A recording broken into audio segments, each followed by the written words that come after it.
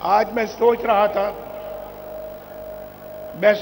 था कि मैं जब भी कभी बाहर से आता था, मेरी वालिदा, मेरी बीवी कुलसूम घर पहुंचता था तो दरवाजे पे खड़ी होती थी मेरा इस्तकबाल करने के लिए।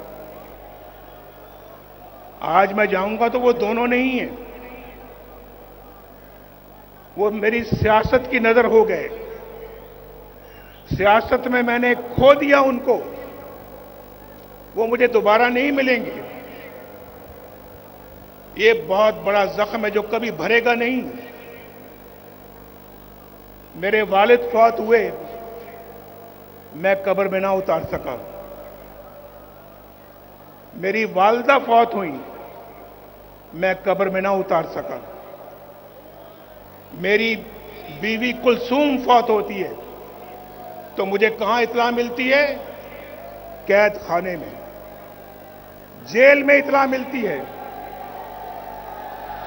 पूछो उस जेल खाने के सुपरिटेंडेंट से पूछो, मैं उसकी मिन्नतें समाजतें करता रहा। देखो, मुझे अभी खबर मिली है, मैं अदालत से आ रहा हूं और वहां तो मुझे किसी ने बात नहीं करने दी, लेकिन यह बताया गया है कि वो दोबारा आईसीयू में चली गई हैं। भाई, आपकी बड़ी मेहरबानी होगी। ये मैं जेल के अंदर की बात कर रहा हूं, अडयाला जेल। वो सुपरिटेंडेंट भी है, शायद वो आज जलसा देख रहा होगा, मेरी गुफ्तगू सुन रहा होगा।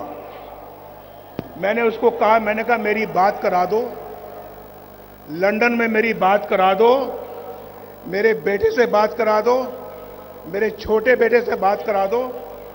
मैं पूछना चाहता हूं कि किस हाल में है। मेरी बात उसने नहीं कराई। मैंने कहा देखो, तुम्हारे मेज के ऊपर दो दो फोन पड़े हैं, ये दो मोबाइल पड़े हैं, ये दो लैंडलाइन पड़ी है। यार, तुम एक छोटी सी कॉल मिला के मेरी बात करा सकते हो, करा दो। कहने लगा हमें इजाजत नहीं है। मैंने कहा तुम्हें इसके लिए किससे इजाजत लेने की जरूरत है? तुम्हें किससे इजाजत दरकार है? उसने कहा नहीं जी, हम नहीं करा सकते।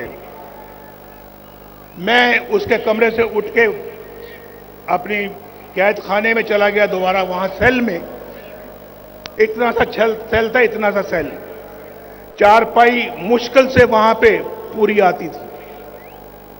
चारपाई मुश्किल से वहां पे आती थी और एक छोटी सी कुर्सी थी जहां कभी मैं उठ के बैठ जाता था। वहां चला गया, सोचता रहा कि यार, ये बात कराना भी इतना मुश्किल काम था उसके लिए। 2.5 घंटों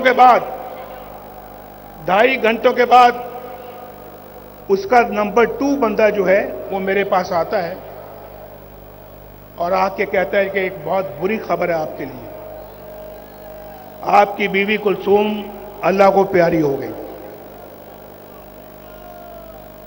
बात नहीं कराई, 2.5 घंटे के बाद आके मुझे खबर देता है कि आपकी बीवी अल्लाह को प्यारी हो गई है और हम अब जा रहे हैं मरियम की तरफ और उसको इतला करने के लिए। मैंने कहा हरगिज मत जाना उसके पास। उसको या तो मेरे पास लाओ यहां पे, या मैं जाऊंगा। बैठी है, पूछ लें। ये खड़ी है यहां पे। इसका सेल कुछ फासले पे था मेरे सेल से, लेकिन हमें मिलने की इजाजत नहीं होती थी। हमारी मुलाकात एक हफ्ते में सिर्फ 1 घंटे के लिए होती थी, 1 हफ्ते में, और पास होके एक हफ्ता हम नहीं मिलते थे। तो कहने लगे, मैंने कहा मुझे साथ ले जाओ। मैं जाके इसको बताया, ये बिल्कुल बेहोश हो गई और मेरे गले लग के रोना शुरू कर दिया। भाई बेटा बस।